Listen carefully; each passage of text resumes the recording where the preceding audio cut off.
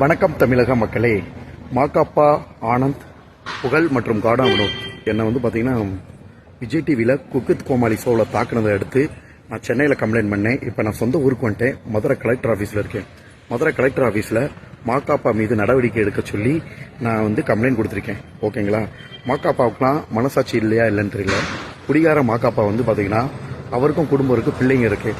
அவர் பெற்ற பிள்ளைங்க மேலே தலையில் அடிச்சுட்டு சொல்லட்டும், என்னை இரும்பு ஆட வச்சு எரியவே இல்லைன்னு. எனக்கு ரத்த காணானது உண்மை. ஓகேங்களா?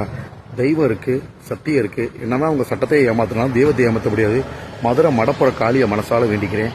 மதுரை மீனாட்சி அம்மனை மனசார வேண்டிக்கிறேன். ஓகேங்களா? இதுவே நான் என் தாய் மேலே சத்தியம் பண்ணி நான் சொல்கிறேன்.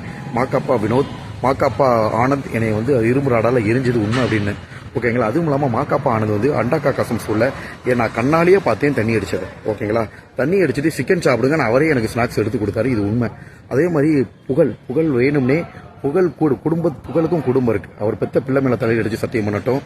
நான் அவர் கூப்பிட்டு வந்த அசிஸ்டண்ட் எல்லாரையும் அடிச்சு காயமாகலன்னு. புகழோட அசிஸ்டண்ட் அடிச்சு அறந்தாங்க நிசாவுக்கும் சுனிதாவுக்கும் காயமாச்சு. இதுதான் உண்மை. ஓகேங்களா? அதுக்கப்புறம் கானா வினோத் என் குடும்பத்தை பத்தி தரக்குறைவா பேசினார். கானா வினோத் மிருகம். அவரெல்லாம் மனிதனே கிடையாது. அவனை கடவுள் எந்த விதத்தில் தண்டிப்பாரோ அவர் தண்டிச்சிருவாரு. ஸோ மாகாப்பா ஆனந்த் அவர் பெற்ற பிள்ளை மேலேயும் அவங்க அம்மா மேலேயோ அல்லது மனைவி மேலேயோ தலையில் அடித்து சத்தியம் பண்ணட்டும். அண்டாக்கா காசம் சோல் அவர் தண்ணி அடிக்கிறேன்னு தலைமையில் அடித்து சத்தியம் பண்ணட்டும். அவர் பார்த்தீங்கன்னா என்னை தாக்கவே இல்லைன்னு சொல்லிட்டு, அதாவது மது போதையில் பார்த்தீங்கன்னா அந்த இரும்பு ராடை வச்சு எரிஞ்சது உண்மைங்க. ரத்த காயம் உண்மை. ஓகேங்களா? இதெல்லாம் கிடையாதுன்றாரு.